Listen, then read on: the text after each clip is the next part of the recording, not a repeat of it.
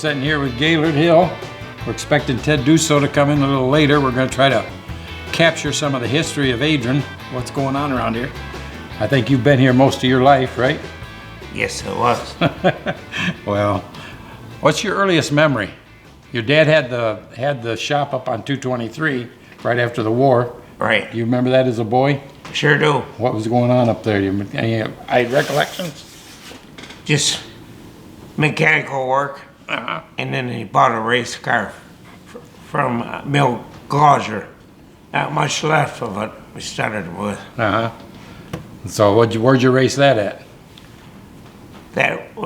He had to build a body for it too. We raced it at they had a little track down at Oakshay years ago. And then I try to think where the other place was. So I had a track here in Adrian. He raced at Adrian. He was a promoter at Adrian, wasn't he? Yeah, Adrian Speedway. Right. Harold Earhart, my dad, and who was the other one? I think my granddad was involved in it, Alden Pfeiffer. Alden, yeah. I think I see him on the program, involved in it. That would have been late 40s. Right. Now that put you about 10 years old. Can you remember being there at the track? Well, he used to sell popcorn. Oh yeah? At the mission stand. It's back in 47, 48. Okay. So you'd have been 7, 8 years old, Right. 9 years old at the time. Yeah. Do you remember any of the race cars or any of the racing that went on back then? I sure do, a lot of them. Who was your favorite? Your dad? My dad and Iggy the Katona. Iggy Katona? Right. Yeah, he was a famous race car driver. He went on to run in the ARCA series and stuff. Right. Yeah. He was from Milan, I believe, over in Milan area. Milan or Ionia. Ionia? Ionia. Up there. Yeah. Yeah. Yeah. So what's your this reflection back on cars? When did you start getting interested in cars? Well, when I was real young, back 10, 12 years old, I had to hide in a race car in the tool cabinet when we went to Fort Wayne, Indiana. My mother called the police, said somebody took me. So they called down the racetrack, and then my dad opened the toolbox. It was hauling the race car. I was in there. It was a rough ride. All right. Probably a rough ride home too, weren't it? Yeah. Shook the britches off me. He wasn't too happy. So when did you start getting? You went into drag racing now. Yeah. You got into drag racing right out of high school there. Yeah, I did in Lawrence, California. I run a director for a Ford Automotive company. Okay. All right. We raced in Cincinnati. When we come back, we went to Fort Wayne. Okay. The short track with the high banks. And we were on the front straightaway, back and Okay. forth. All right. It'd be like an 8th mile race then. Right. Down then. Yeah. Right. Yeah. Yeah. So then, what are some of the early dealerships and car places you remember around Adrian? Well, Because they're much different today than what they were back then. yeah, more bitches. Malvages, they had Chevrolet, was it, or Buick, or what? Buick. Buick. Pontiac and Buick. Pontiac and Buick. Where were they located? Right down where the bowling alley is now. On College Avenue. College Avenue. Yeah. And then my dad had in Mercy, Michigan, used to be the Ford Motor dealership. Him and the fellow head of the town was. I got pictures on the wall of him. Okay. We had that there. What other dealerships can you remember around Adrian? Oh, Skills' body shop Skeels Body Shop. is down the road here. Bill Jenkins Bill Jenkins on the corner on the corner. till it burned down. Yeah. Yeah, what happened was the guy was cutting shackle bolts off and it caught on fire.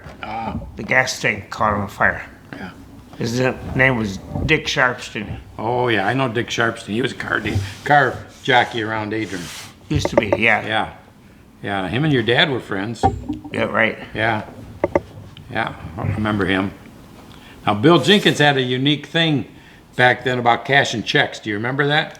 Yeah, I got his book. He's had a little book. He kept all the names and stuff on. Mm-hmm. But he would only cash your check with $5 bills. $5 bills. What was his theory on that? As most he could lose. That's right. If you ever mischange, it was only a $5 mistake. That's all right. Now, who was the Chevy dealer back in the 50s? Day? Was it Day? Yeah, Doug Mann. Doug Mann. Doug Mann. Okay. He used to live next door here too. Mm-hmm. Yeah. Now, were you born in Adrian? Canandaigua. Canandaigua. Big town of Canandaigua. It's the way from Mercy. Yeah, I know where that's at. You blink your eyes, you'll miss it. Come up over a hill, and there it is, and then it's gone. He used to have an outside movie theater. Oh, yeah? Then years ago, he used to have a go-kart track over the Sky Drive-In Theater where the bridge is on 223. Well, that's why go-karts became popular, was at the drive-in theaters, because they would rent the karts to the kids before the races. Right. You know, or before the show would start, and they'd have their go-kart races. Then we used to have them at Lenawee Drive-In Theater too. Mm-hmm. Now, they had the go-kart track at the hilltop, Sure did. down where Palmyra Speedway is now. Right. Mm-hmm. Did you have a car down there? Sure did. Yeah. That was kind of unique, because every car dealer seemed to have a little go-kart that they raced. They had full bodies on them, though. They didn't look like go-karts. They looked like little miniature race cars. The way the go-kart races downtown Adrian. Yeah, with the junior achievement. Junior achievement. Yeah. In the airport section. Mm-hmm. On the airport. Yeah. Right there. Yeah, that was later on in the 80s and 90s. They went in Jackson too. Mm-hmm. Yeah. Okay. Now, your dad, how long was he out on 223 with the car lot? He started in 42. Just before the war. Yeah. Or during the war, actually. Yeah. We still got some, when you paid for it, getting your car first, OPA stamps. Oh, yeah? Little round tokens. $5, $10, and $20 ones. Now, what were they used for? To pay for fixing your car. And my mother had a restaurant down the road. Okay, there were government stamps? Yeah, government stamps. Okay. Yeah. And she was the cook there. Used to be Del Stockweather's. Then my dad moved in there and built a garage right there. Okay. Yep. And when did he move from there to here? To the shop right out front? Oh. We moved from there on 223 with the trailer park. We built a trailer park. Right. Then we moved over here. Do you remember when that was? I don't know for sure. Probably in the 70s, 80s. Yeah, somewhere on there. Yep. Did he always have wreckers? Always did, yeah. Okay. Got my first record driver. I was 14 years old. Mm-hmm. Did that for 15 years, or 50 years. 50 years on a wrecker. Yeah. That's enough. Too much. You'd have thought you'd have found that car by now. Okay. When it took you 50 years to find it. So what's your earliest memories as far as back when you was a child? Owasso Speedway in Fort Wayne. Going to the races, huh? I loved racing. Yeah. I had to change again drag racing because my mother wouldn't let me in the race car. Oh. So I built a 55 Chevrolet. Never got beat with it. Uh-huh. I run all the circuits around town. Probably a gasser. Had the straight axle in the front. Right. Yep. Yeah. Now I got a picture here of your dad's race car. A little article from the newspaper. Right. Do you remember that car? I sure do. The Krieger. Krieger, the Hills Krieger. Right. Yeah. I sure do. How long did he run that car? Probably 15 years, Yeah. I'd say. Yeah. Yeah, they weren't throwaway cars back then. You just kept fixing them and driving them. And let's see. Marv Piper drove the car. And then part-time was Sid Buffkin, which many people don't know him. He got killed at Fort Wayne Speedway. He went over the in over the end. Now, that wasn't in your dad's car, though, was it? That was in somebody else's car? That was my dad's car. In your dad's car? Yeah. Okay. Had to rebuild it back up again. And him and Harry King used to drive it too. Okay, I remember Kerry King. Yeah, he went on to run IMCA and stuff. Right. He was from the Detroit area. Yeah, and then we used to run CSRA. And then we went from there to 3A. You had to do 3A before you go to Indy. We had a little plaque on the race car over there. Right, on the car that's sitting over there. Right. I remember putting it on. Yep. Yeah, CSRA was Central State Racing Association, I think. Right. Yeah, they were sprint car racers Right. in the central Indiana, Illinois, Ohio, Wisconsin area, Iowa. Yeah. And Toledo used to have a fast speedway too. On over at Detroit Avenue. Prior to the one they have now. Oh yeah, Yeah, they were at the horse track on the dirt. horse wasn't track. Right. it? Yeah, on the dirt. Then they built the track there they race now. Oh. Yeah, did you go down there many times? Quite a few times. Yep. Never was. I never was. I was too young. I'm a lot younger than you, see. Oh. I missed out on it. My earliest memories of any racing was in 1958 when I went up to Detroit to the mile and watched my uncle race on the mile up there on That's dirt. what my dad ran up there too. And Marv drove the car. Yeah. Yeah, that was a controversial race, and that was kind of the end of his racing. He come back and said he couldn't fight the promoters anymore and decided he's going to concentrate on building a garage. So, Well, originally, Marv got hurt over to Dusseau's recycle yard. At the end of the track, he went in over and flipped. oh yeah? Yep. That was before they had seat belts and roll cages and all this good stuff. And he had a broken shoulder bone. Yeah. When we run down to Fort Wayne, he had a cast on driving the car in the race. Was he supposed to drive it? No. I didn't think so. I heard a family story about that. His mother was after my Yeah. dad's hide. Yeah, where they called down there and said, if he gets in that race car, you will be arrested. Sure did. That's right. They went and read and raced, though, didn't he? We sure did. Was you arrested? Was your dad arrested? No. No, I think he talked to See, them. the big one, I guess the one I really like, was Sioux Falls, South Dakota. Sioux Falls, yeah. They had almost a month of racing down there. We had to stay down there. That was a good racetrack down there, Yeah, that was with IMCA. right? Yeah. Yeah. Yeah. So what are you doing now that you're out of the car business? I mean, we see this collection around here of all this stuff that Mark's going to get to take care of one of these days. I like to do pedal cars, restore them, Uh-huh. and gas pumps. Yeah. Yeah. I do signs all over the building. Yeah, I see signs all over the place out there. Yeah. That's cool. But do you remember, you don't remember too much of the Adrian Speedway over here though, do you? I sure do. Do you? And the fairgrounds, Adrian Fairgrounds. Okay, what day did they run the fairgrounds? That wasn't on the same night, that was a Oh different no, night. that was on Thursday nights. Thursday nights. Thursday nights. Thursday nights. 4 to 8. Okay. I just remember that. Uh-huh. Yeah. Yeah. Now they had a lot of midgets over there too. They run midget sure races. did. Yeah. The horse people rose. Heck, they had to stop it because there was too much dirt and stuff in the barns. Too much noise. They didn't like the noise. They didn't like the horsepower out there, huh? Yeah, the horsepower. Now they tried to revive that in the 80s, but it didn't last but Sure a couple did. of years at the fairgrounds again, the people at the horse Horse. places didn't appreciate the noise and They sure didn't. the Made the crowd. horses Yeah. wild, they said. yeah.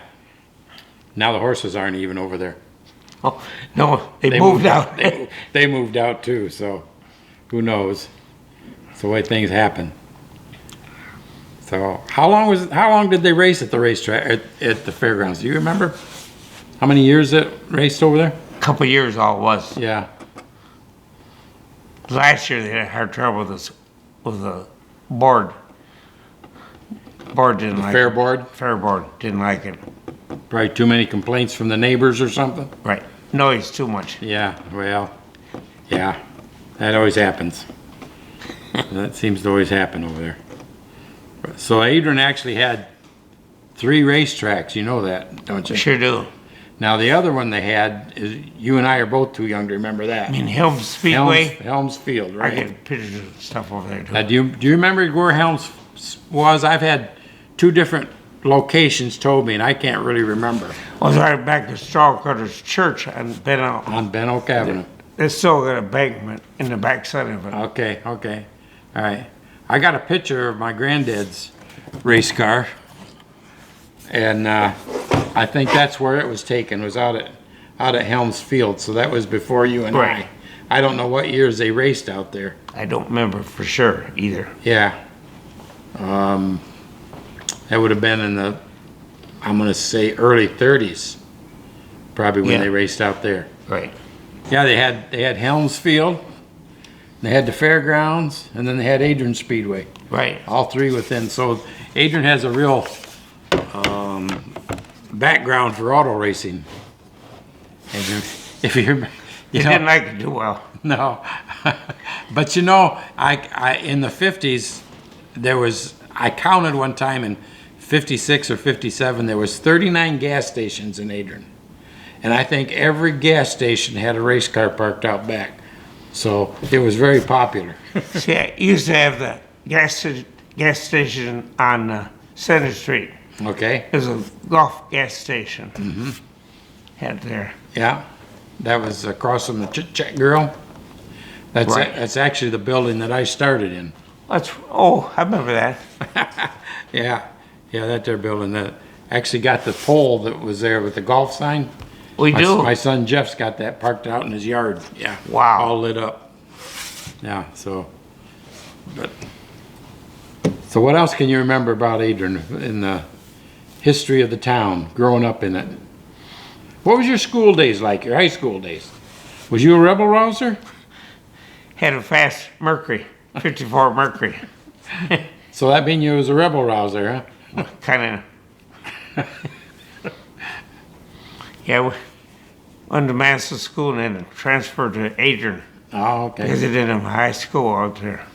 And I started the car club up here and we had over 100 people that belonged to Adrian Street Cruises. Oh, yeah? They had car shows all over. Yeah, that I remember. I was a member of that Right. and took my car around to some of them. Then one main thing I remember, we went to Milan Prison, Okay. they fed us, and we had a car show there in Milan. Now you wasn't an occupant. You were just a guest, right? Yeah, we took our cars over there. Yeah, I was an occupant, no. I didn't know. No. So I've heard stories about some of your wilder days when you were younger. So I just was questioning about it. I guess the bad thing we had, I borrowed Bagwell's elephant, was sitting downtown in front of the Singer's sewing machine, and we was going to take it up, put it on a girl's dorm, Oh yeah? and it was so damn heavy, it smoked the tires on the trailer and rubbed the wheels. Oh, So they took us, we had to go to jail overnight. stealing an elephant.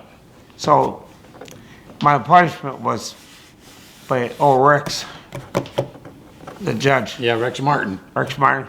We had to take the darn horse thing way up to Michigan State, put it on top of a building. Oh, yeah? And a raffle, and I don't like height.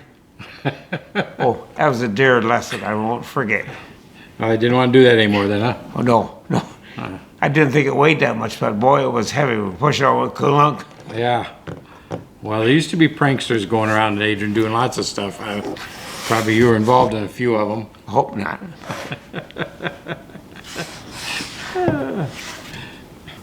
So tell me, what's your favorite story about living in Adrian? Yeah, I mean, everybody's got one that they keep behind that they never really let out. I know you've got one. What is it? I don't know. What do you think? I don't know. That's why I'm asking you. In Adrian. Something you've done you don't want nobody to know about. Because we're not going to tell anybody. Nobody will see this. Racing over in the St. Creek Highway. Sand Creek Highway? Yeah. And headed towards Ghost Trestle. Okay. Whoever got there first got a case of beer. All right. But Budweiser. you didn't drink beer, right? A little bit of sip it once in a while. There used to be kind of an area out there where that was actually, a quarter mile was actually marked off. There was Right. lines right in the highway. And, Right. And the police used to patrol out there quite often. Quite a bit. Yeah. Yeah, we had cars sitting there that blinked their lights when it was all right to go. Mm-hmm. They do that in Detroit now, too. Uh-huh.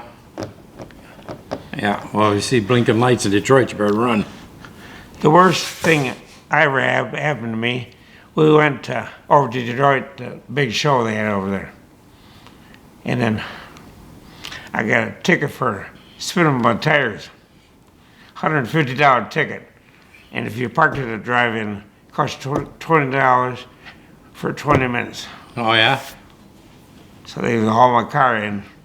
So I'd paid $150. I borrowed money to pay it back and have the money. To get home with, huh? Right.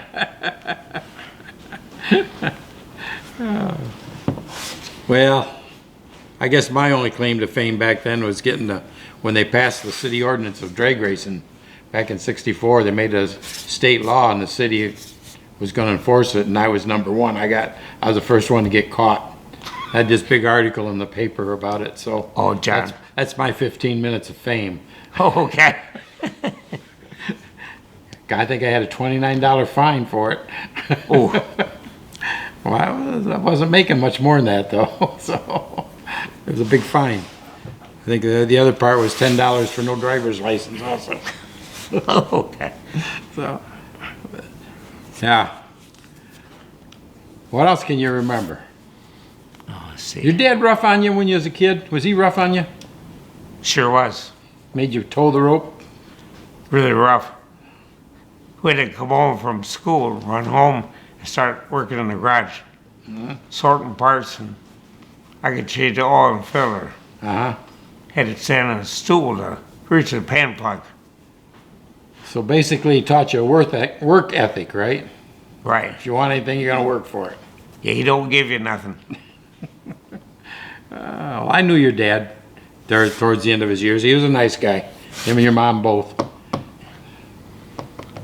Yeah, my mother was a sticker for books. The books all had to be perfect. Yeah, everything had to line up. Right. Couldn't pull $5 out of your pocket and make the cash register right because she wanted to find out where it was. Then another thing that happened over to Dusseau's, it had a big walnut tree. Us guys left the spear factory, and Gene Piffer was driving his car. We hit that tree head on in front of the yard. So we all braced ourselves, so we push it back and get back. Took over on 223 and hit the car for about a week trying to figure out who would hit the tree. right in front of that big junkyard, that big tree. What's another one? Oh, another one was had to leave downtown. You couldn't take any main roads to come out here. So we'd go in DC Club. So we went down the railroad track all the way around, parked up there. Yeah, I remember the DC Club was down there behind the Sky Drive-In. Right. Yeah. I got 2 speakers from there too, and the heater. From the Sky Drive-In? Yeah. Yeah. Yeah. Nobody know what they are today, though. No. The heater, you had to put a nickel in to sit on your dash. You plug it in and put a nickel in it. It would heat your car up. Yep. Sit on top of your dash. Yep. Remember those poles the speakers were on? They had that little red lens on them? Right. Well, those lenses would fit perfectly in a Ford taillights so you could get your round Ford taillights. So they would always come up missing out there at the That drive-in makes theater. sense. Yeah. Yep. Of course, you didn't take any of those. No. I borrowed them. What do you know about Dusseau's? How long has Dusseau's been over here? Do you know? A long time. I don't remember because Chuck Dusseau originally, his dad moved over here. Now, he was out on Lenawee Junction, wasn't he? Lenawee Junction, Yeah. Yeah. Yeah. Then we used to buy our Ford parts when I was real little on Lawrence Avenue. Used to be a Model T and Model A shop that they sold parts for Model T and Model A. It's still a brick yard back past Burdick's. That's where it was back, Burdick's. Burdick's? Okay, I know. Yeah, on that little side street back there. Right. Used to Back buy- where the Lion Company was, it burnt Right. down. So we bought a lot of parts from them. Was that a parts place or a salvage place? Parts place. Okay, all right. Had a lot of used Model Ts and Model A's too. Mm-hmm. I can just remember those. Mm-hmm. Yeah. Yeah. Okay. Well, it's fun talking about those old times. Sure is. Time to record them, and so we can, when you're pushing up daisies, we can remember who done this or that, you know? Yeah.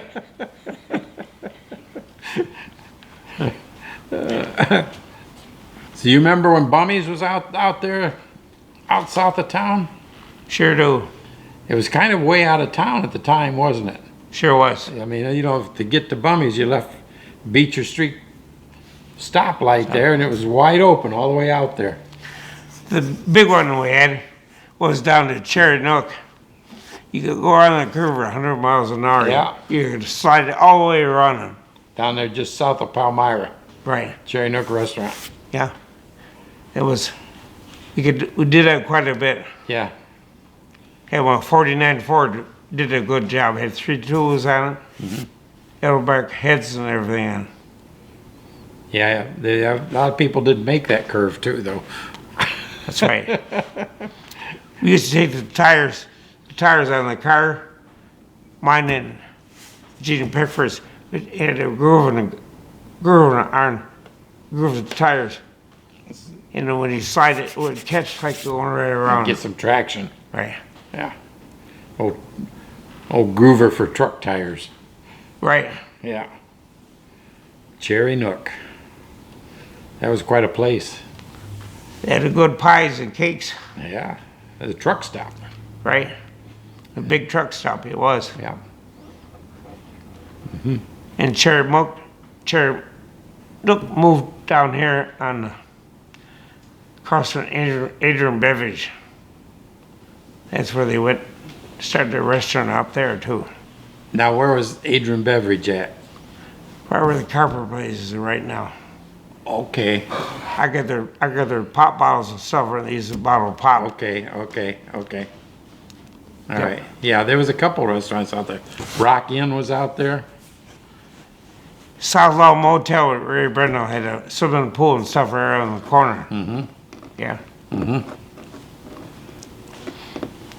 Because the last thing I can remember is at Treat and 223 from there on out was all dirt.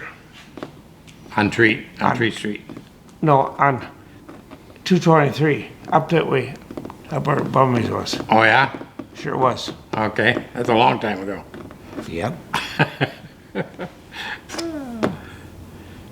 Sure was. Now, we used to drive, the big deal was to go from Bummies to the A&W, Right. back and forth.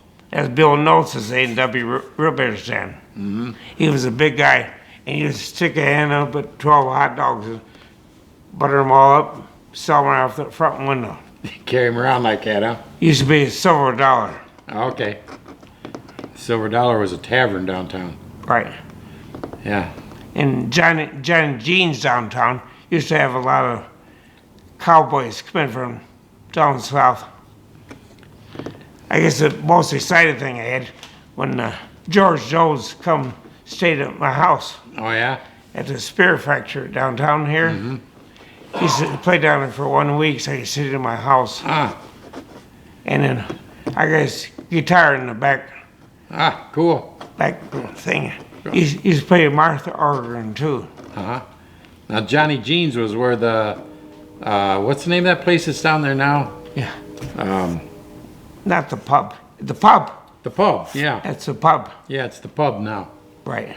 Yeah, there used to be a pretty hot place down there. Yeah. And the 109 right next door to him. Yeah, the 109 was over on, next to the Silver Dollar, wasn't it? Right. Yeah, and Johnny Jeans was around the corner. Very true. Yeah. Yeah. Cool. This must All right. be Ted. Must be Ted coming now.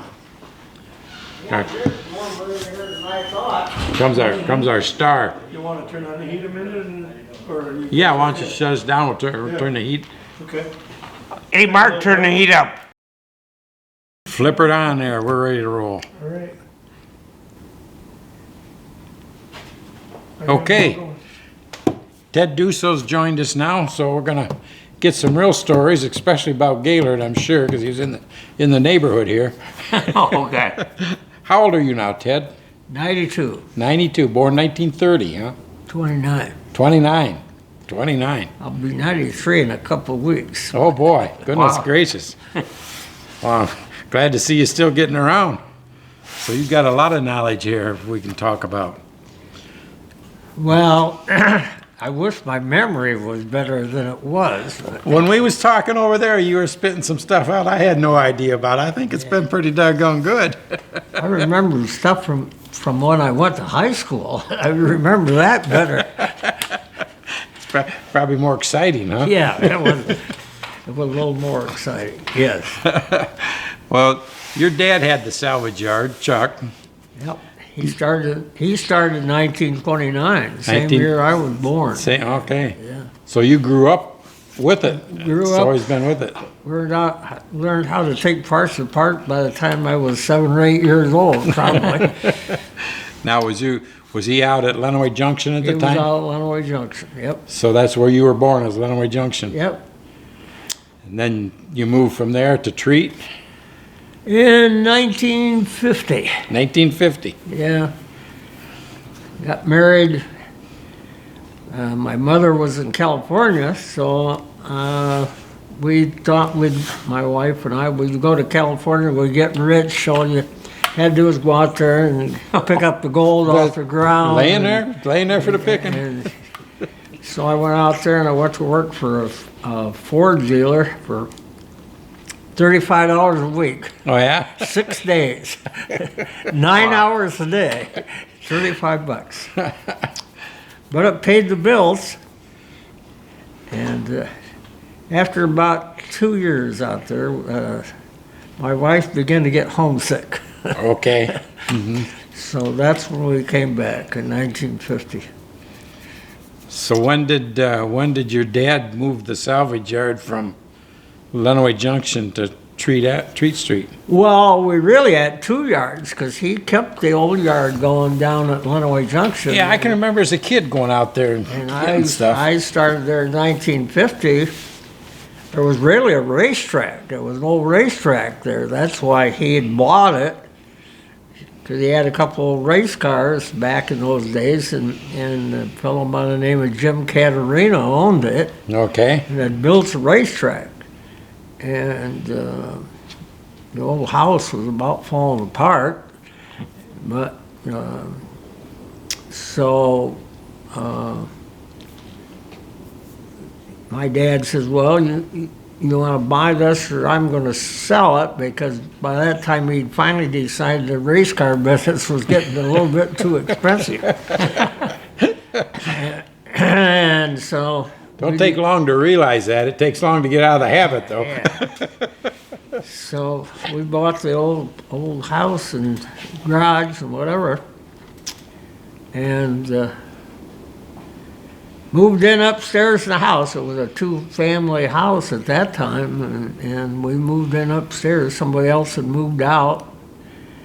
And like all old houses, you froze to death in the wintertime and roasted to death Yeah. in the summertime. But So it took us about, I guess, 20 or 30 years to finally remodel the house, one room at a time. 'Cause I was born in the old days when if you couldn't pay for it, you didn't buy it. Yeah. So we did one room at a time, and finally added on to it. But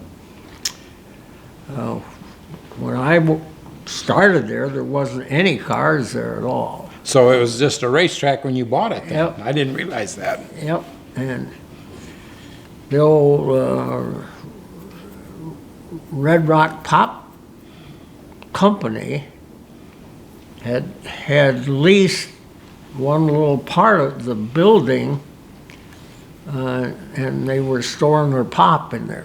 They didn't have any bottling works or anything, they were buying it. And there were Doc Hood and Abden, the principal of the high school, and oh gosh, I can't think of his name. The guy that finally built the bottling works out at the corner where the carpet company is now. He was one of the partners, and that was, well, and they had moved in there before my dad had bought it. They were there after the war, 46, 47, sometime like that.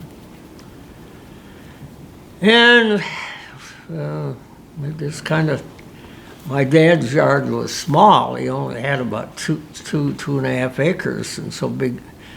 He was really looking for a place to put some more There you go. automobiles. There you go. Well, gosh, you could put them up there in the backyard. Well, pretty soon we had 8 or 10, and then we had 20, and then we had 50, and then it just kept going and going and going. Now, what is the garage now? Was that the original building that was there? Yep, that was the original building. Caterina had built the front part on, and they had, it was cement block, and then the back part of it was really an old barn, and not very well made. Part of the old barn is still there, but finally tore all the walls out, put blocks and all that other good stuff. So you remember the racing that went on back there, do you? Oh yeah. I built the first race car my dad had. Took a 36 Ford, cut all the body off with the cowl. Yeah. The cowl and the steering wheel was there. There was nothing else. And there was no fenders on it or anything. And those little cars had brace rods that went from the radiator back to the cowl, and that held the radiator there. And he had a fellow by the name of Herschel Johnson that Herschel Johnson, I working remember. for him at that time. I remember that name. And he drove it, sat right there on the open seat, and whatever. And Herschel, in later life, then opened up Johnson's Auto Parts out to Clayton.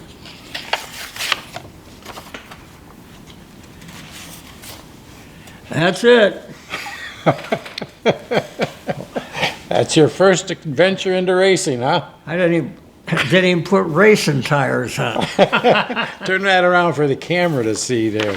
You took the Ted's race car. took the rear end apart and filled the spider gears up with brass, welded brass, So lock them in. to lock up the rear end. That was a race car. It did run pretty good. I'm sure. There's no weight there. Now, what did you do to hold yourself in the seat? Nothing. Hang on the Hang on steering wheel. Pray a little, huh? And that was well back at the old racetrack. It went back to the woods there in the back. It's still back there. If you went off the end of the racetrack, you went in the woods.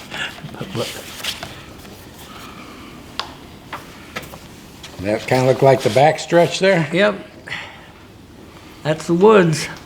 Now, what's this guy sitting? Is he a spotter or is he just a spectator? No, he was probably a free spectator.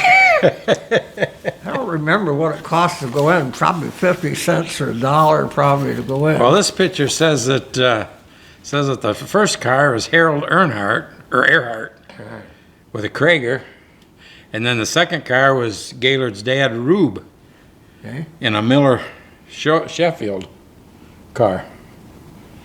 So they must have been two of the hot dogs out there, huh?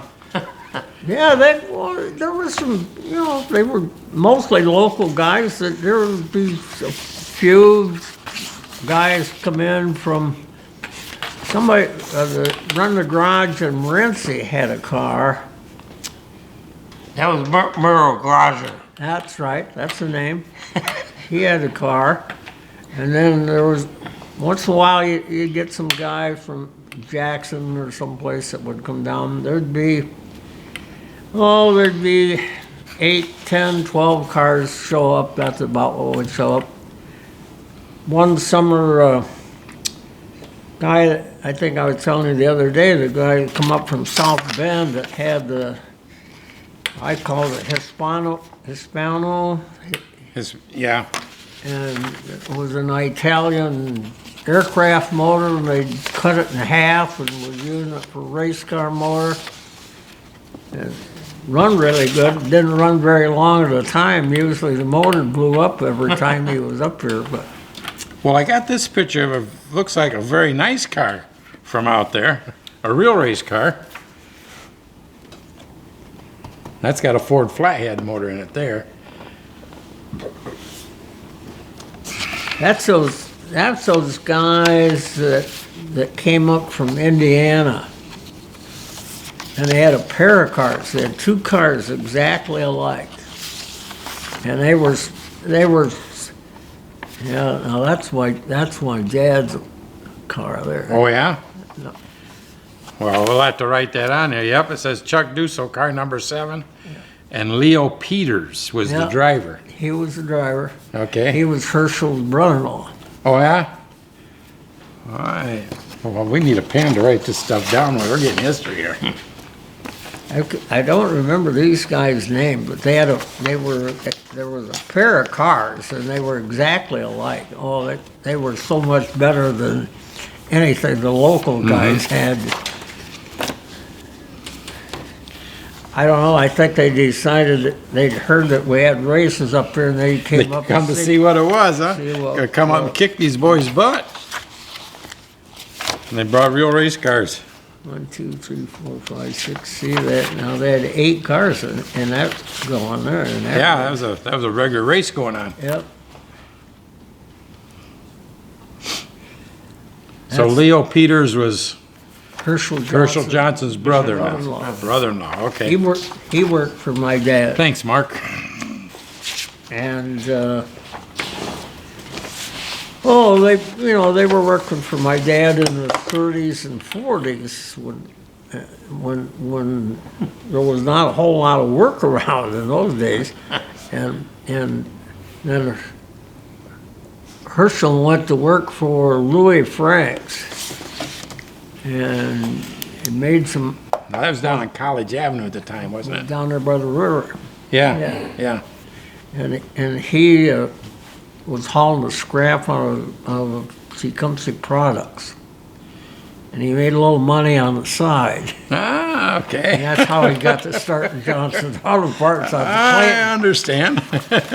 And that property was the old Dude Ranch. At one time, that was a Dude Ranch. Yes, I'd heard that. And Leo, he went to work for Mitchell Welding. And they did a lot of welding over in Bone 24, which is in Vitra, I guess now, on Yeah. Vitra Street.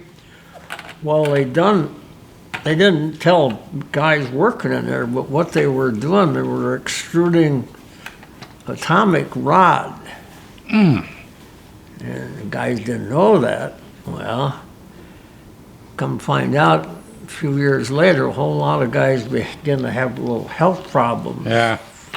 And he was one of them.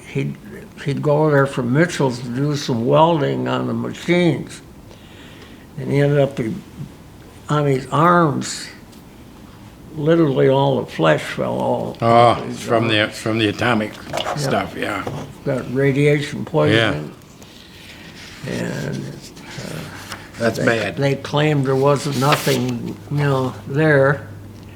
When they took the machines apart, they took them down to an aluminum plant in Tennessee, and a lot of the, like tanks and stuff, they didn't want to bother moving them. So a guy come into our place one day and says, well, we got all this scrap metal over there. We're taking these machines out, but we can't get rid of the scrap metal.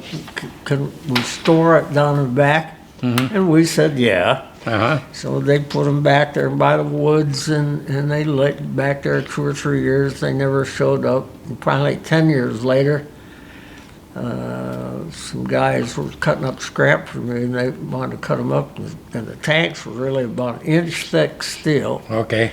What they were, what carried the fluid out of these extrusion presses that were extruding these atomic rocks. Okay. You had some... And they scored some of it down to Jim Skinner's body shop. We didn't know the difference. In fact, we never found out until after all this stuff was done. But So you're saying the back part of the thing glows at night back there, that huh? lights up at night, yeah. Still.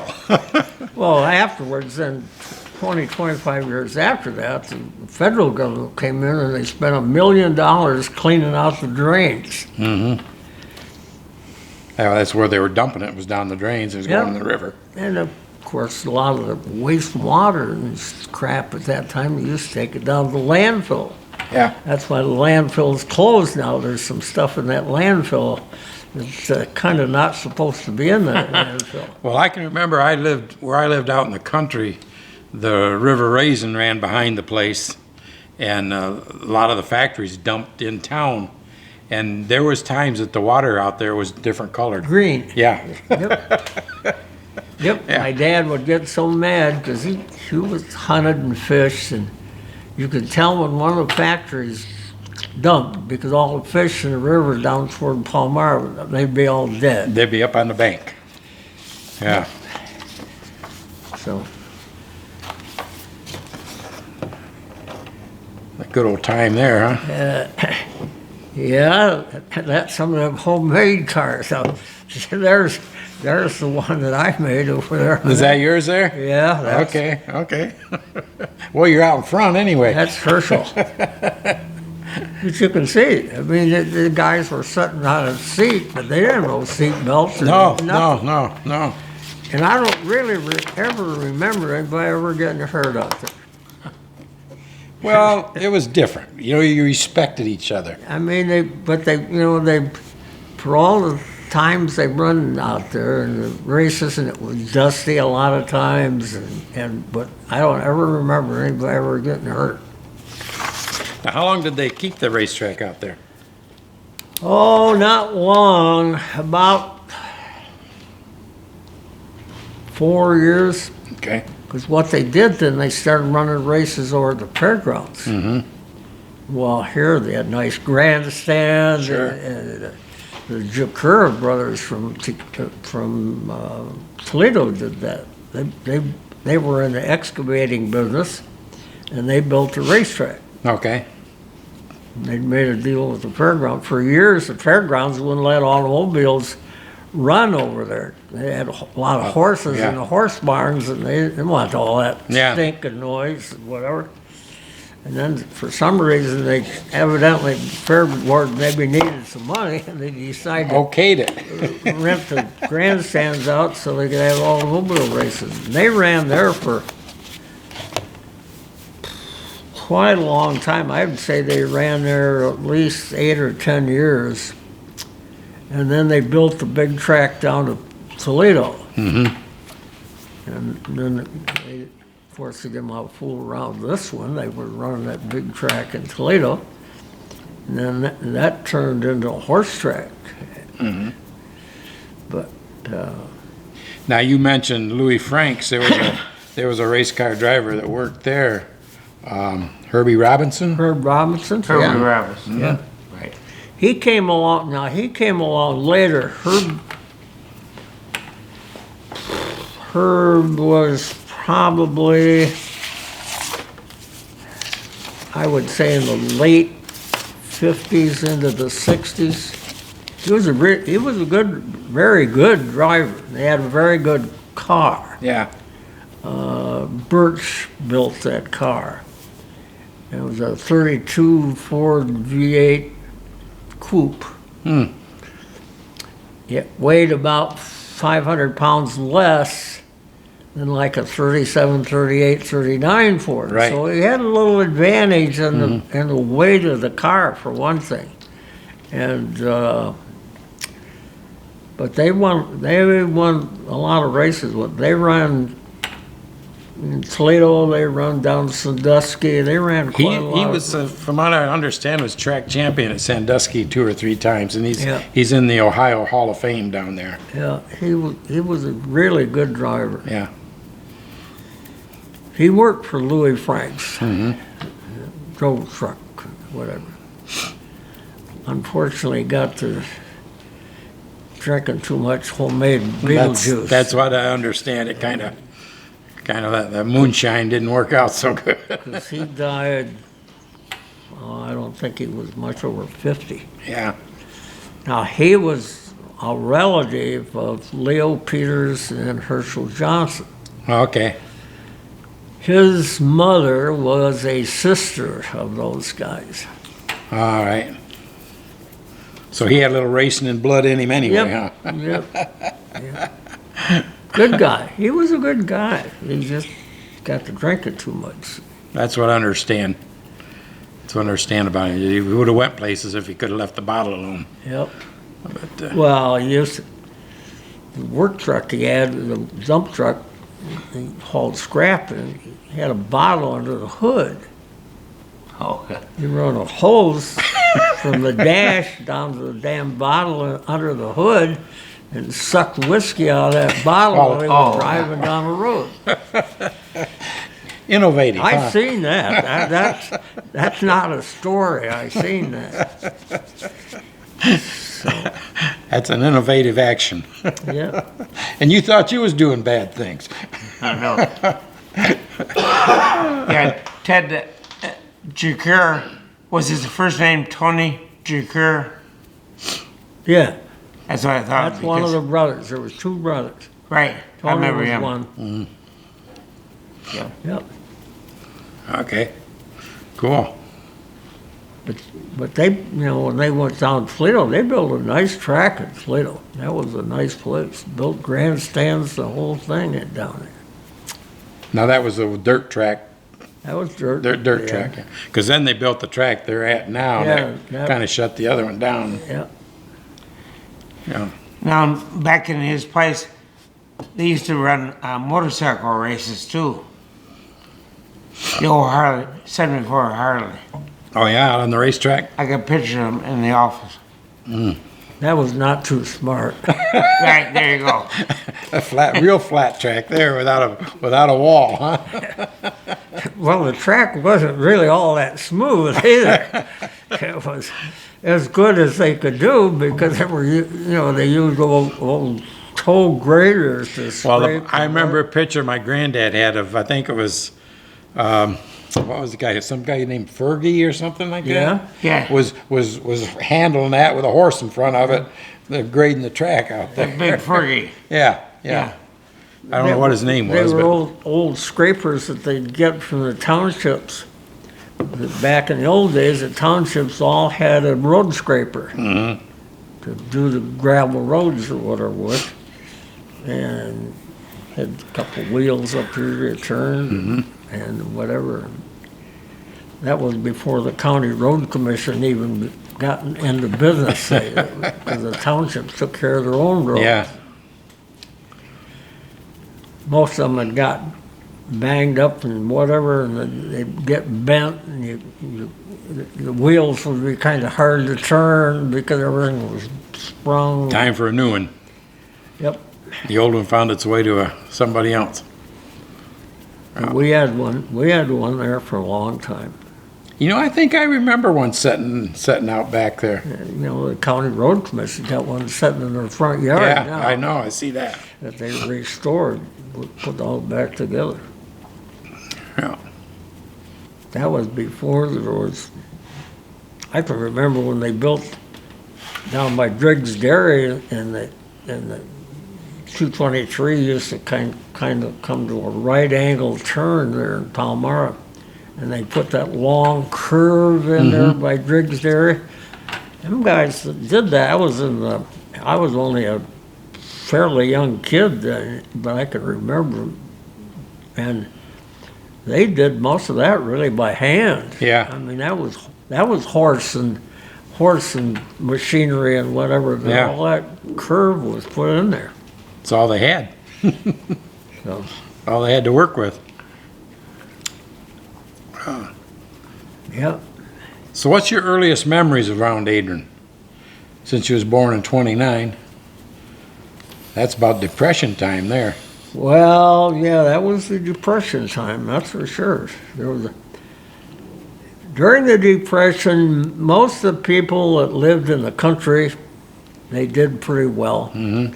They had room, most houses, they had a garden, they had chickens in the backyard, maybe a couple pigs, and maybe even an old cow or whatever.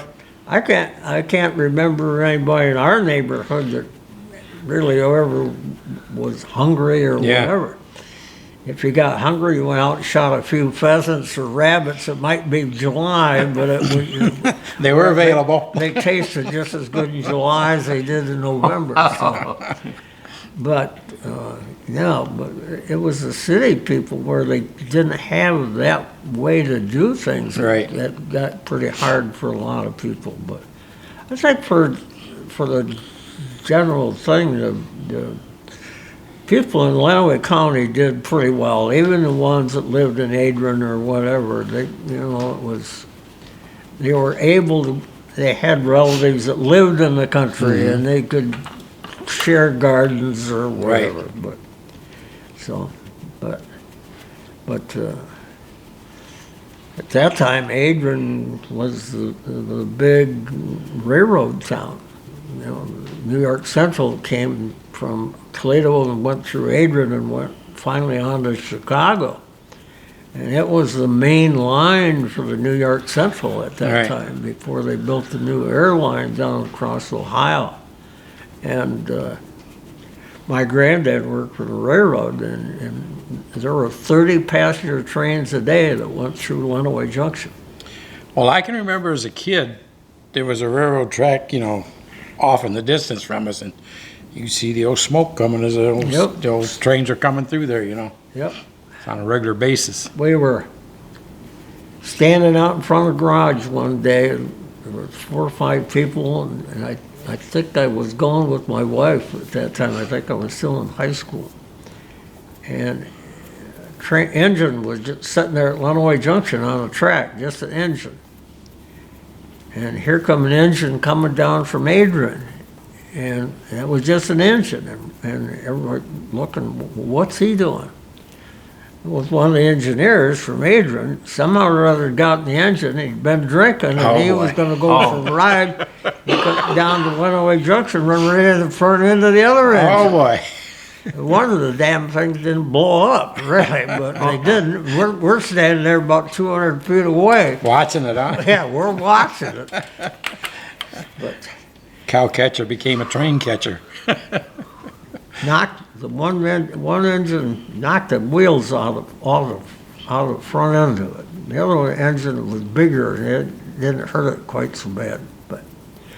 But then when they built a new track across Ohio that replaced the old airline or the old road, why then it wasn't very many years. There was hardly any passengers anymore. And they eliminated a whole bunch of the trains, and about the only thing they did, the trains carried the mail and milk. Yeah. They'd pick up farmers' milk and haul it and haul the mail. And then the train that used to go up through Tecumseh and on to Norville and Jackson, in that direction. They replaced that with a one-car unit that was electric-driven engine with a diesel motor, but it powered a generator, and that's how the thing run. And that thing, basically, it got to be just a mail car that was hauling mail. My dad at one time had a job for the Postal Service, and he'd pick up the mail at Adrian Post Office and take it down and meet that train coming down from Lansing and throw the Adrian mail on it so it could go east to Toledo, New York City, or wherever it might be going. One day, and it was at Christmas time, and the car was packed full, and that was back in the days when they had the old fenders on, and we had mail sacks stacked on the fenders because there was no place in the car to put any more of them. He didn't know it, but I climbed on the fender and I rode from Adrian to Lenawee Junction on a mail sack sitting on the fender. Did that arouse him a little bit? My mother wasn't very happy when I was only about 5 years old. You didn't see any harm in it, though, did you? Yeah. But every once in a while, he'd get busy working in the shop, and he wouldn't get down there in time. Then he'd have to chase the train to Palmyra, and if he didn't catch it in Palmyra, he'd have to chase it clear to Blissfield. Oh, boy. To catch up to throw the mail sacks off. I can remember that happening a few times. But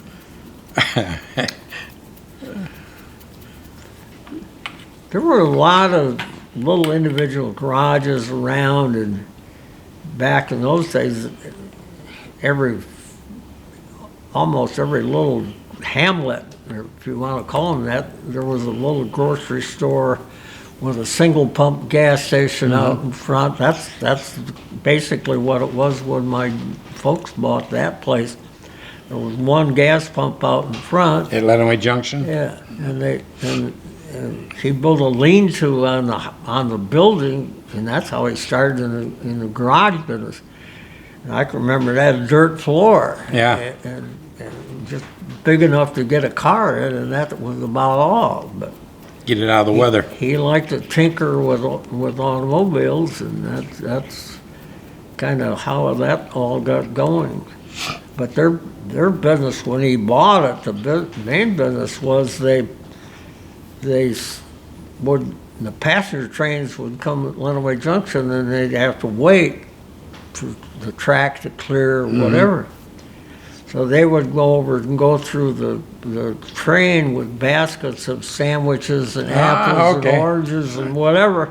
Catering business. And that's how they made a living, basically. Yeah. And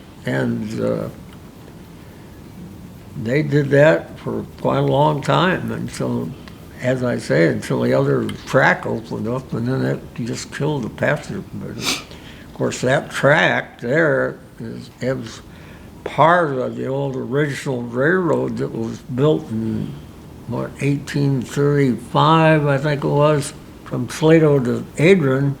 It was the first railroad west of the Allegheny Mountains, and that was part of the old railroad belt. Now, I'd heard that they had to build that was all swamp area down there. Yeah, it was. And they had going to, down through Blissfield, and that was. Yeah, they had to shim the tracks up and everything to even get a track through there. First railroad was wood railroad. Yeah. Wood rails. That's what I'd heard, not that long ago. Yeah. But it's rich farmland now. But that's the old original railroad bed that comes up through there.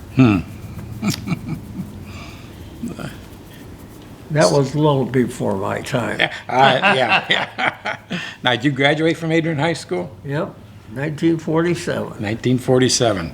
Golly gracious. Next year will be 75 years ago. Yeah. I was born in 46. So. This year was, no, I'm a year behind. This year was 75 Yeah, 75. years Next ago. be 76. Yeah. 75 Yeah. years ago. Yeah. Just like the other day, one of my grandkids asked me, how many years we've been married. I missed it by about 3 years. Oh, God.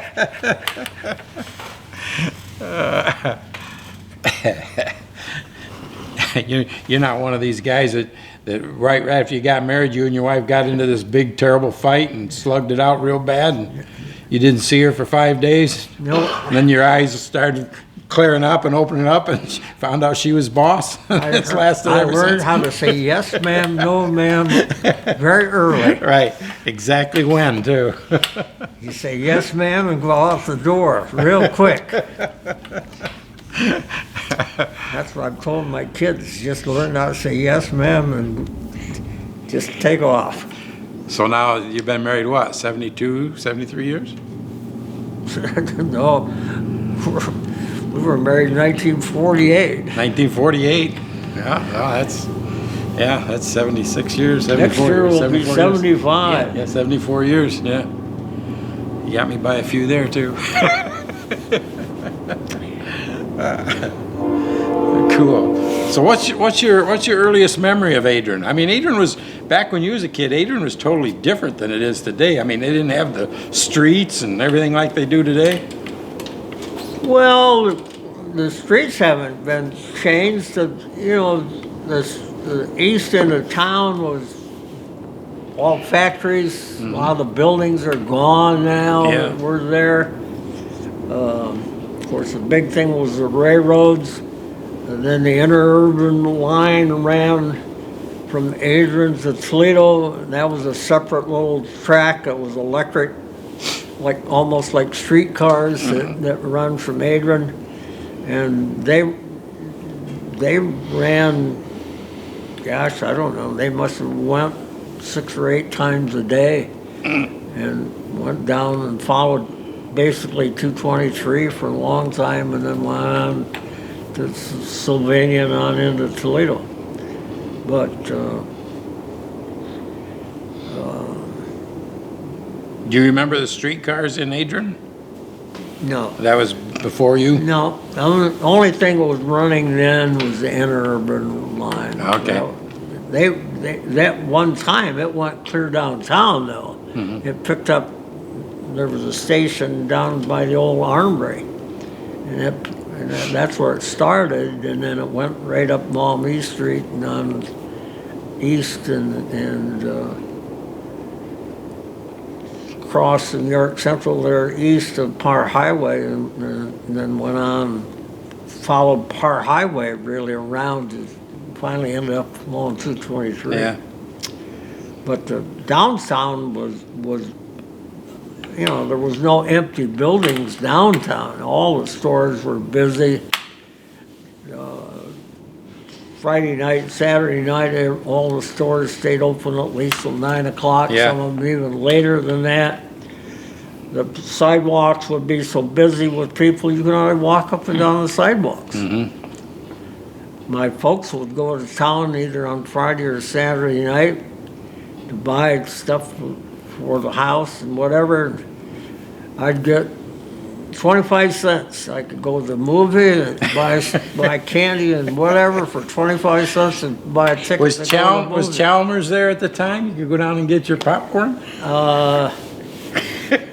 Yeah, Katerina's run a stand something like Chalmers right next to Family Theater, and then they had another one over by the Crosswell. Okay. I always went to the Family Theater because that's where the cowboy movies were. There you go. There you go. Cowboy movies were on Friday night and Saturday night. If you didn't get there early, you had to sit way down in front with a screen about 20 feet from your nose. Trying to Whatever. look. But I think pretty sure the fare to get in was 10 cents for kids. I think Yeah. you could get in for 10 cents.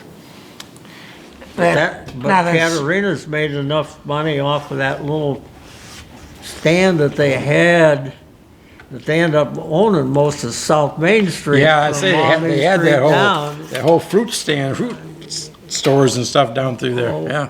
Old Joe Caterina, he was a good businessman and did very well for himself. Do you remember Fox's Candy Store? Sandy's, yeah, Yep. ice cream shop, yep. I get that cabinet over there from Fox's candy store years ago. From Fox's Ice Cream? Right. Used to go in there and get the cherry cokes. That's the first place that sold cherry cokes was Fox's. Fox's, they made their own ice cream. Right. And you didn't go to Fox's very often because it's a little pricey. Yeah.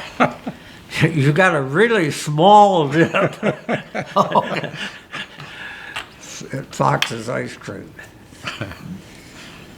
Yeah. But it was, you know, it was busy. And of course, the Cunningham drugstore was on the corner of Maumee and Maine, and I mean, it was a busy place. We used to go down when I went to high school. A couple of guys and I would go down there. We'd have our lunch at Cunningham Ice Cream. We were going to eat that stuff from the cafeteria at the high school. That was bad. Slip down there. Yeah. But you used to have an hour and 15 minutes at noontime then at lunch. Had time to get down there and get an order.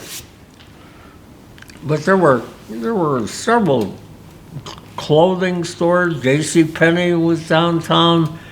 There was 3 dime stores downtown. They were all busy. Yeah. I mean, a lot up on the upstairs. There was a lot of doctors and dentists and whatever upstairs. On the second floors, yep. On the second floor.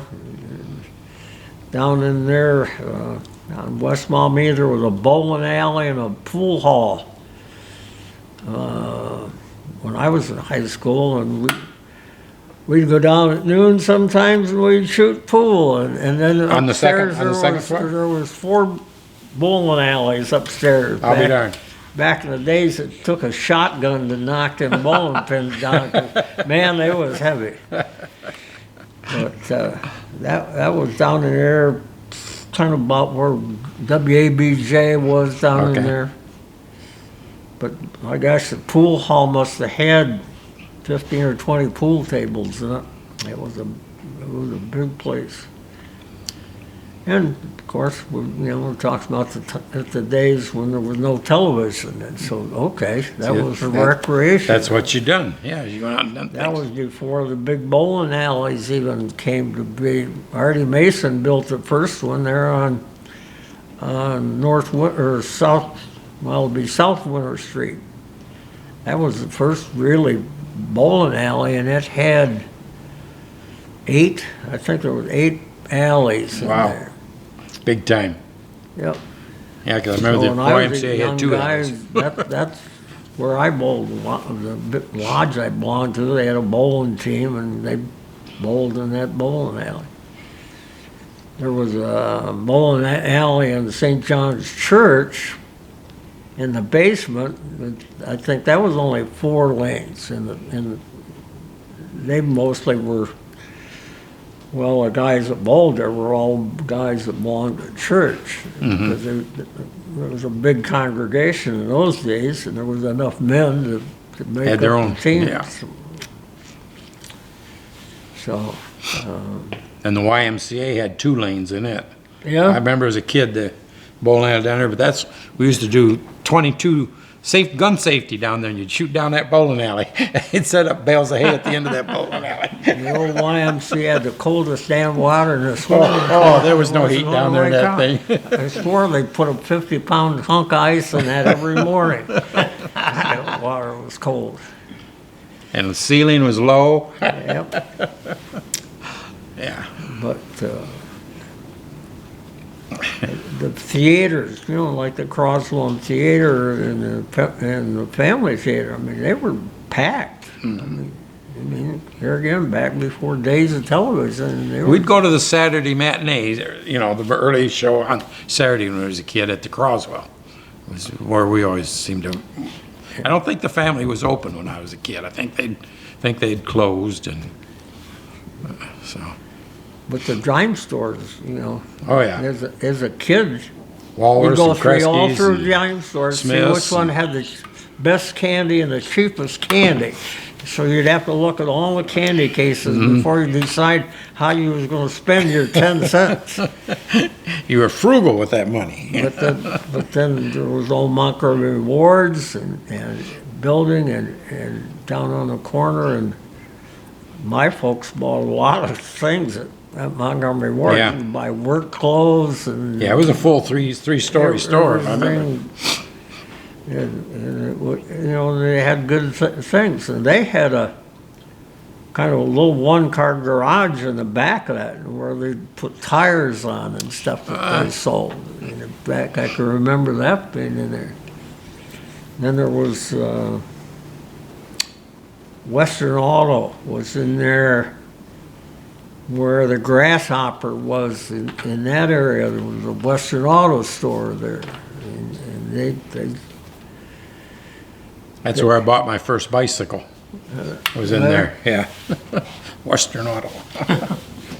Had my paper out. My dad said, if you save up half the money, I'll pay the other half for a bike. right. So, got me a $30 bike. Cost me 15. But there were 2 or 3, 4 men's clothing stores. Jim that were just Green's. men's clothing Yeah. stores. I remember I bought my first suit, the one called Kegel's Clothing Store. It was $20. That was a lot of money. I had to have a suit, right? $20. But unfortunately, then the business kind of went away, and then we started building out there on the south side of town, and it really hurt downtown Adrian really bad. And Shut it right down. And first one store was gone, and then the next store was gone, and then the dime stores, they went out of business because they all merged into bigger stores. Yep. And Kmart's and one Walmart's. became Kmart, and they did well for themselves for a while, and then somebody ate them up. Yep. Yep. So, Just a big circle, vicious circle.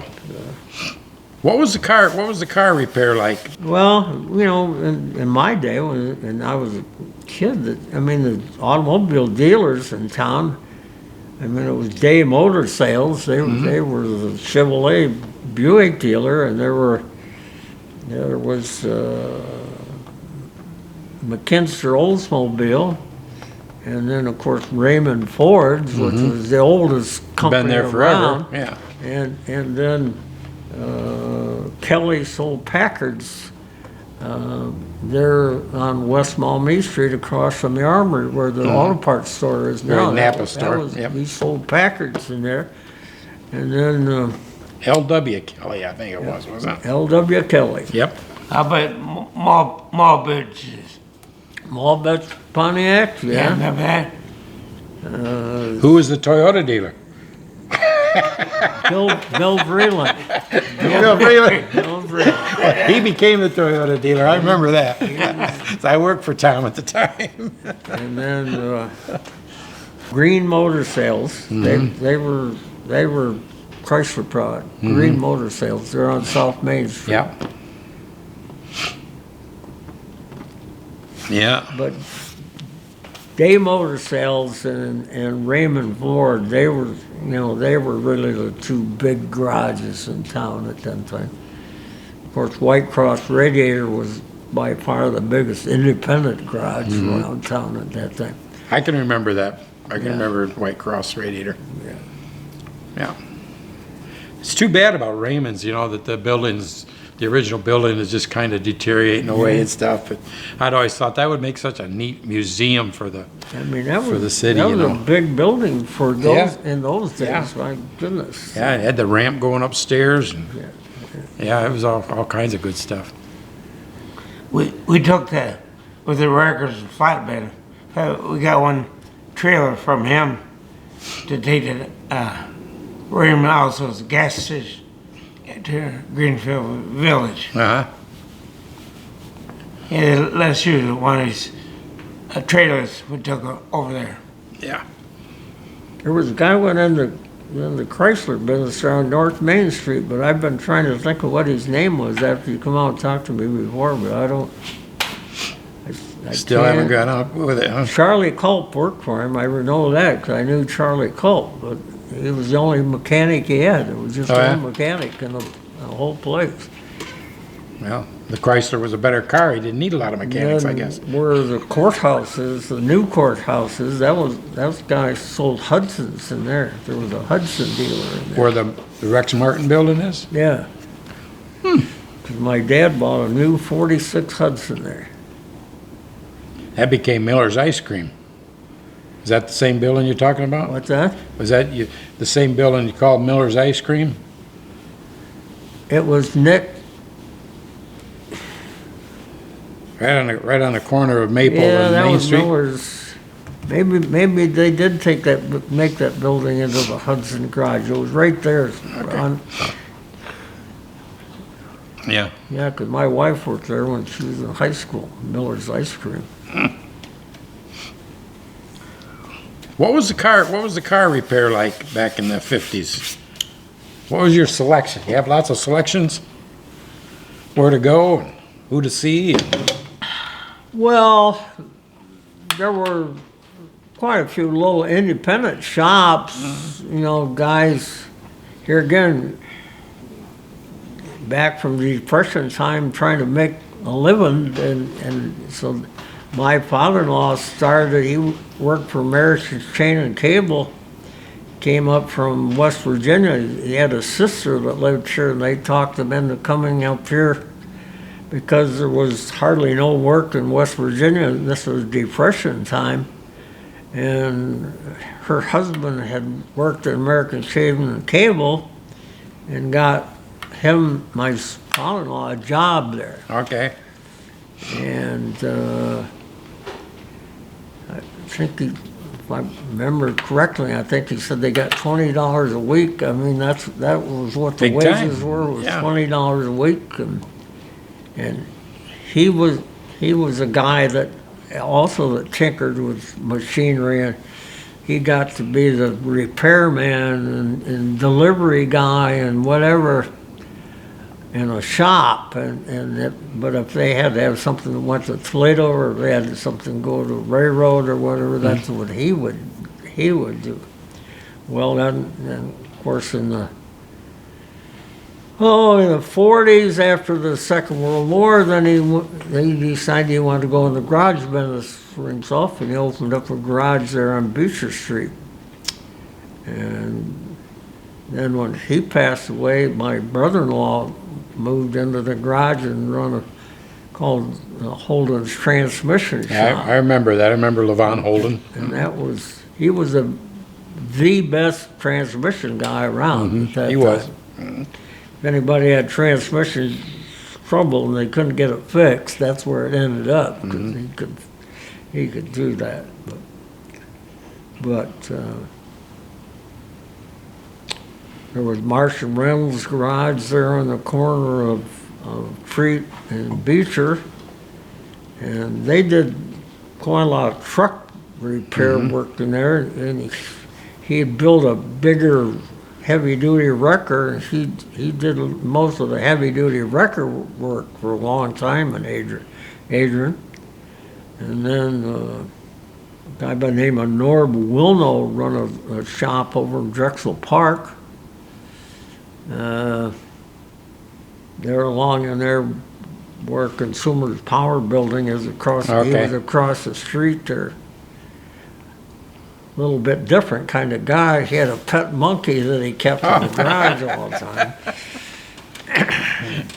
But he was there. There was a gas station at the corner of Church and Maumee. No, not Church and Maumee. Maple and Maumee. Right on the point. Yeah. Wasn't that Grease House? Was that the name? Grease something like that. Grease yeah. House. Yeah. Grease House gas station, I believe that was. But here again, there were, I don't know how many, but there were a lot of gas stations in Adrian. But in those days, they went out and they checked your oil, Yeah. pumped your gas, washed your windshield. You got your oil changed there. You knew a your muffler put on. You or knew your whatever. mechanic, yeah. Yeah. It was, I he was mean- your customer, yeah. John Driscoll run the one there at the corner of Treat and Beecher, and was a very busy gas station. I used to get him to change my oil. I didn't want to do it myself, so I'd get John to do it. And his son ended up being was an engineer at Chrysler over at the proving grounds at Chelsea. Okay. He got a little smarter than his dad. It was going to go pump gas all his life, so he got to be an engineer. Then there was Central Service Garage there on Beecher. Oh, they were mostly trucks, weren't they? They did truck work. Truck work Yeah. there, yeah. Yep. A couple of brothers. That building's still there. That was the Fastenal building. And then Buck and Jim's gas station was the corner of Center Street and Beecher. Now, is that the same Jim that took it over and was Jim's Marathon? Jim's Marathon, yep. That was the same Jim? Yeah, that was Buck, in the early days, that was Buck and Jim, Buck Ringman. They were there,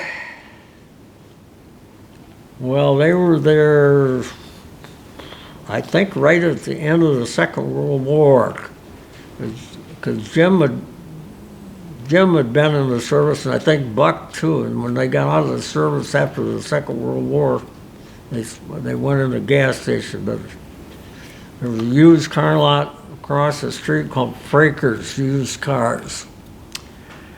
Well, he was an ex-service guy, and there was 2 or 3 other ex-service guys that always hung around the gas station. Well, he'd go over there to the used car lot and shoot craps on the floor. And then, of course, somebody'd lose most of their money and somebody'd catch hell when they went home, including my brother-in-law. But, He used to lose a little over there, huh? yep, they couldn't get over the habit. Then, then there was the old project settlement up at the corner of Division and Beecher that they built for houses in there. Moser Street right in there. And man, them were rough built. The wood was rough sawed lumber, had splinters. It's in it, quickly whatever. assembled. Wow. I mean, they did have roofs, whatever, but them were really thrown together in a hurry. Those things were. And that was originally that was Ken Morey's airport.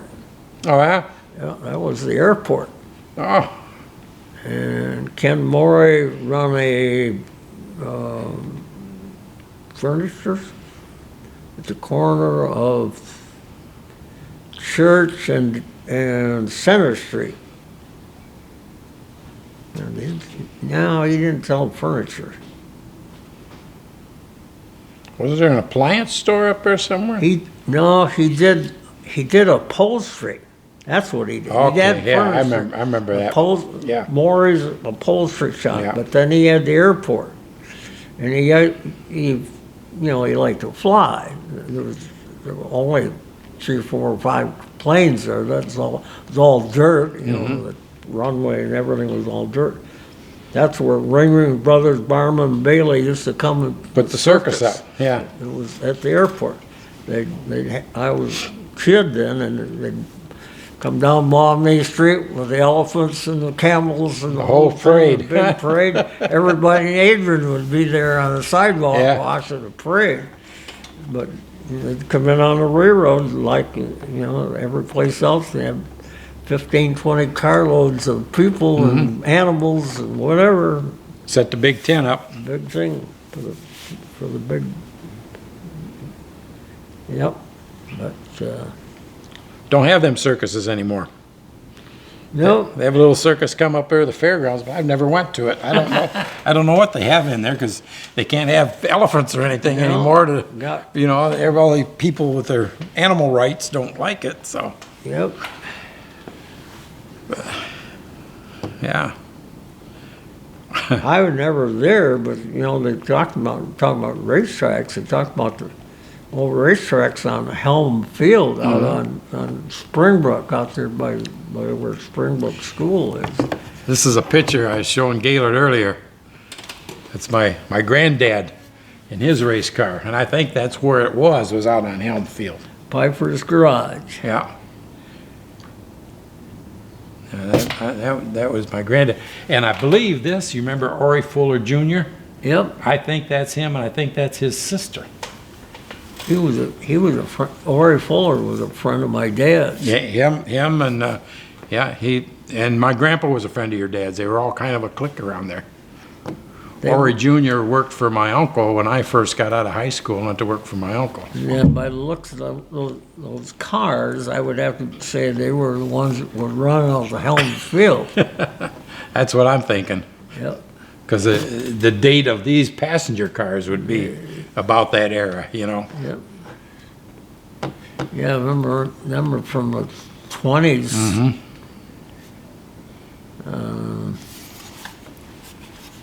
And the guy that was driving was all I can find out is they called him Blackie.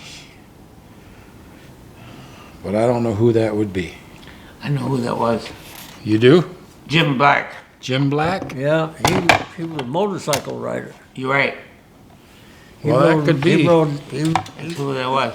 He rode an Indian racing bike for my dad a few times. Now, Jim Black. is that the Indian that sat in your dad's window out there in Lenawee Junction forever that everybody always wanted to get a hold of? And Yep. whatever happened to that motorcycle? Have any idea?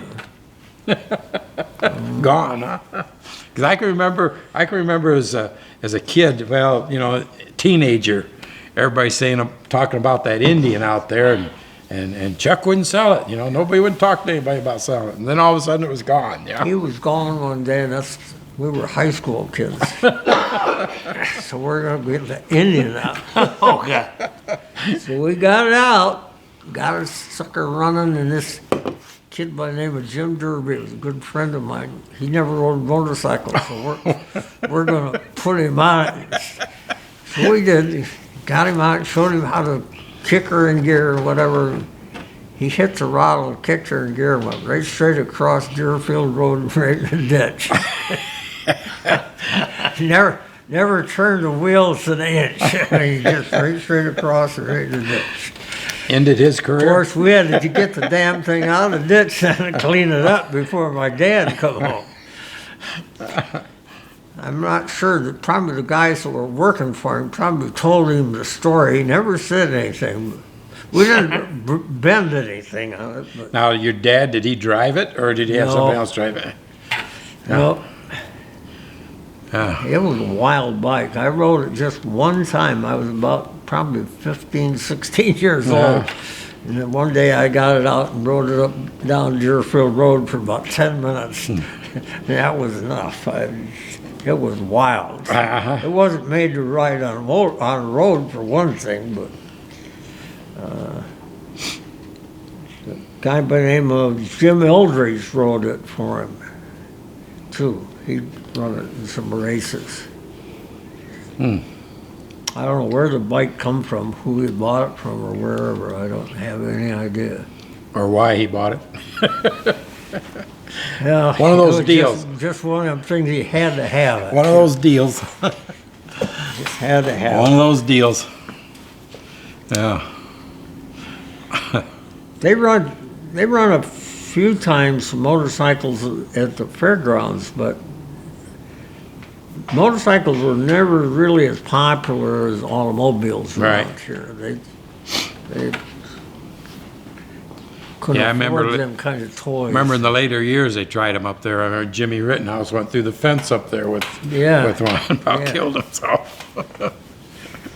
Yep. Yeah, yeah.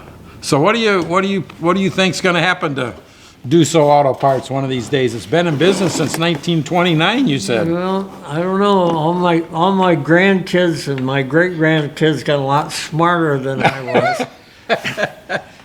They found it was a lot better to go to school and get that little piece of paper that says whatever. Well, that whole business has changed Yeah, so much yeah. over the years. Because I can remember going out and buying used rotors and stuff, because, you could get them, and then all of a sudden the Yep. Chinese flood the market with that part, and there goes that part of the business, and Yeah, most of the alternators. And, most of the smaller yards are gonna go out of business. yeah, With the commercial internet service that's out there now. yeah, And I think probably the pandemic has brought a lot of it on. People got used to sitting at home at a computer and geez, I want a dozen oranges, 6 bananas, and 3 pounds of hamburger, and deliver it to my door at yeah. 6 o'clock. Yeah, and it'll be there, and I didn't have to go out. And I don't have to go out. Yeah. So that's what's happened in the automobile business. Guys that are running some of the little independent shops that will come in and they talk and they're ordering new parts from somebody in Kentucky. And they're here tomorrow morning. Yeah.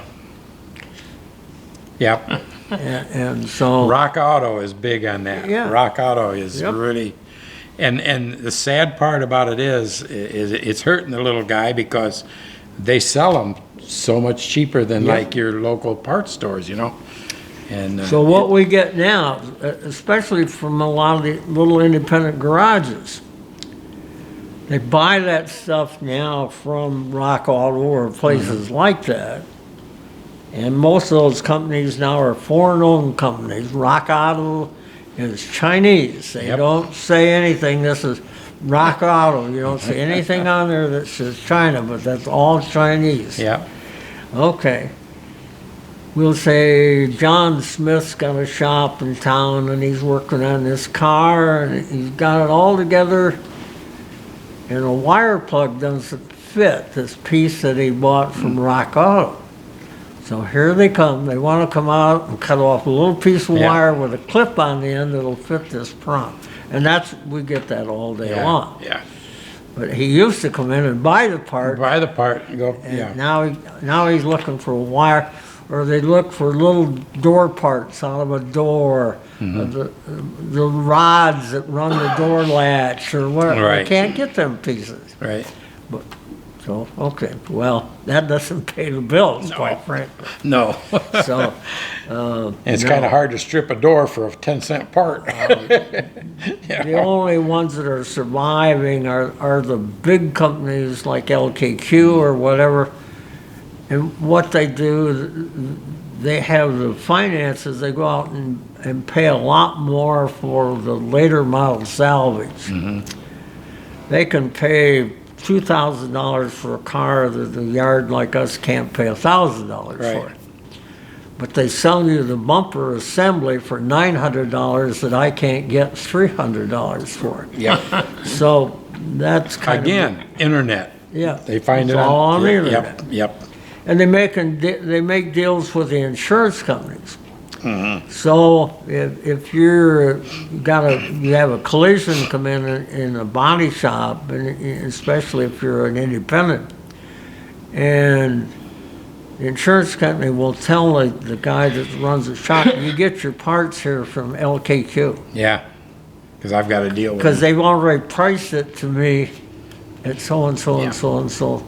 Yeah. And they tell them how much they're gonna pay, they're going to tell them whatever, how much they're gonna pay them to repair the car, and it's all done on a computer. and- Isn't that strange? Because body shops 20 years ago were dying to get that insurance Yep. business. Now the insurance company owns them. Yep, It's like, so yeah.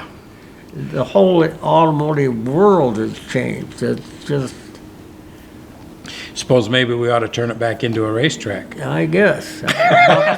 But they, we don't repair, talking about automobile businesses as in general, we don't repair anything No. anymore. We just change parts now. I can remember when I started, we would take a starter off a car. We had the little armature turner, we'd put new brushes, we'd push bushings in it and $20, we put it back on the car, you know. Today it's no, just call and get a starter. Throw it away. Yeah, you throw it away, yeah, You couldn't exactly. even fix a starter now. No, So- because the parts inside aren't worth fixing. So it's, and now we're gonna go to the electric cars and Well, I don't know if you're gonna make it or not, but I'm not gonna make it to see that. you know, Gaylord is. Oh, yeah. but, He's got too much stuff around here to get rid of. it amazes me, you know, they're all, this big push to build electric cars, but they haven't yet figured out how they're gonna get rid of them after they're wore out. That's a problem. That's a problem. Yep. If, and for instance, I don't buy hybrids. Hybrids are very dangerous to work on. Yeah. I'm not screwing around with a car that's got a 2,500 volt battery in it. Ooh. It's gonna nail you. Yep. If this thing is wrecked and it's got damage to something in there, and if you don't get that battery disconnected, you can't get to it to disconnect it, you may touch the wrong thing. You may be and fried. your hair's gonna turn green in Yeah. a hurry. Yeah. So. And if it is a bad battery, what are you gonna do with it? Yeah. Because you can't get rid of You it. can't dispose of it right now. Put it out there in that glowing spot in the back of your shop out there. You can't stack them up because they catch on fire if you stack them Yeah, up. yeah. So Yeah. we have two hybrids in the yard right now. Both of them I bought by accident. I didn't know they were hybrids, and they just sit there. I don't Yeah. do anything with them. Yeah. They're just sitting there. Yeah. I don't know It's if gonna any be- of the old garage mechanics or anybody around that's around anymore. You're looking at them. I mean, most of them were smart and they went to Florida or Arizona. There you Yeah, go. yeah. Well, Kenny, like I was telling you earlier, Kenny Southwell, he's a little older than me, a little younger than him. He's still around. Gaylord's around. I'm around, but there Oh, isn't. he was doing pretty good down there until his son got a job paying about 3 times as much. Left working him in left him factory. holding the bag. And that's the thing now. You guys, You know, I tried to encourage my son in his younger years, you know, that might be, you know, get something, but he didn't want, he wanted this. And so it takes a different type of person that likes to do this kind of work and see. And I'm glad he owns it now and he's carrying it on, so. And, you know, so it went on, it's going on, so. look over their sign says Busted Knuckle Garage. There's a place out on Rome Road that says Busted Knuckle Garage.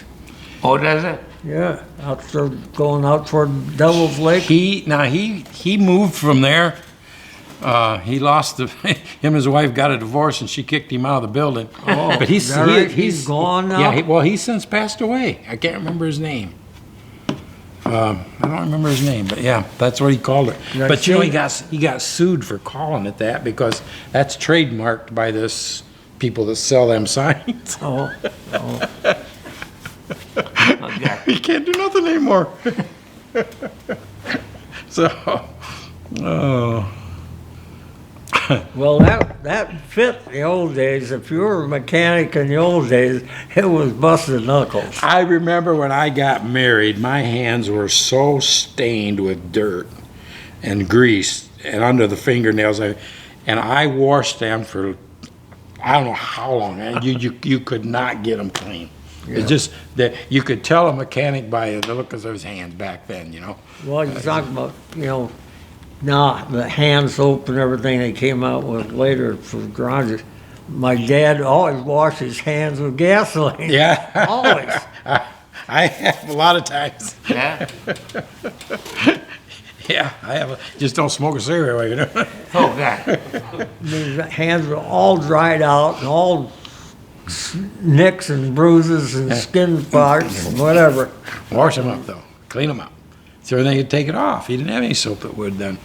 But, you know, the damn wrenches didn't fit the nuts. Nuts would kind of get, There wasn't really a standardized size back then. So, and they didn't come apart very easy. no.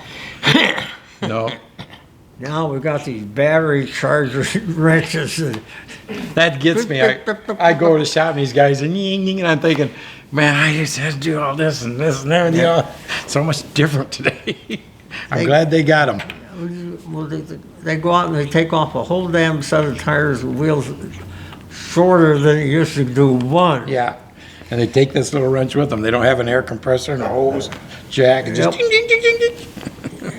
That Tree Highway mile stuff, that was, from Lenawee Transmission Moore that worked there. He was the one that got the idea to do that. He prodded everybody. See, there was you. We paid dues, I don't know, $25-50 or something a month or something to do the advertising Right. and whatever. There was you, and there was Lenawee Tire, there was Gaylord, there was Skinner's. Who else was in? Ben's Bump Shop was involved in it. Probably. Yeah, we had about, well, I don't know, six or eight garages up and down through there. They all belonged in there. It was a little organization, wasn't it, that Yeah, kind of tried to help Yeah. each other out? Right. we had Gaylord Yeah. thought it was to fix prices. a tin at the fairgrounds and put a couple old wreck cars in it, and guys would put stuff from their shops in there. And, Took the two cars and put them together like this so you could. well, that one's still sitting over in my backyard. Yeah. That one, we made two cars on F-85 Oldsmobile. Yeah. Yeah, cut them in half and brought them together. Welded them together. Front wheel drivers. Yeah. We run it in a parade over at Clinton, at the Clinton Fall Festival, and the 223 there was wide enough you could Sickle around. go down the damn street going like that. Then we'd stop, one guy'd get out and walk, and the other guy'd be driving it, whatever. Put on a little show with it. We got caught artesian wells. The state police pulled us over, said we couldn't be on the road. Both ends was license plates on them. They said, getting home, don't put it back on the road again. We weren't supposed to. We drove all the way up there for a car show. Well, they have two front plates. Yeah. Because one's automatic, one's standard shift. And so you could go both ways with it. I don't remember who else was, because there's a couple of them that weren't quite on the treat that was Yeah, involved in it. there was a couple of guys that got in that wasn't on treat. Yeah. And Louis Jackson was on it too, electrical man. Louis Jackson. Yeah. Down here. Yeah. Yep. Lyle. Yeah. Well, I appreciate you guys taking time out of your day to do this. We'll charge you. I know Yeah, you. I know, and I'm going to tell you right now. I'd rather owe it to you than beat you out of it. Okay. I've known a lot of them kind of guys too.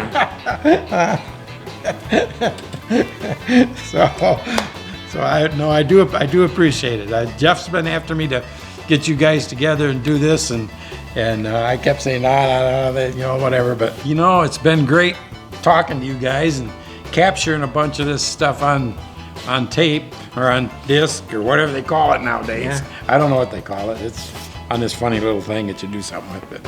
But I'll see that you guys get a copy of it. I really appreciate it. Some of these memories are going to be gone. Yeah. And, we're not going to be able to relive them. It's,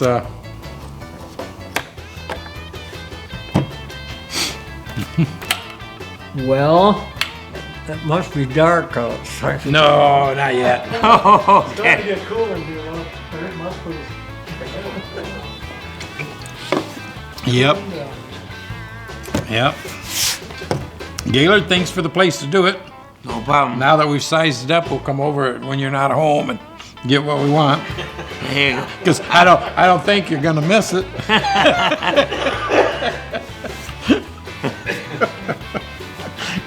You do have a collection. Yeah. Okay. Well, put my 25-year hat on. Thank you, sir. Thank you, Okay, sir. John. I can't give this hat up. This damn hat I've had for about 25 years. My dad loved those.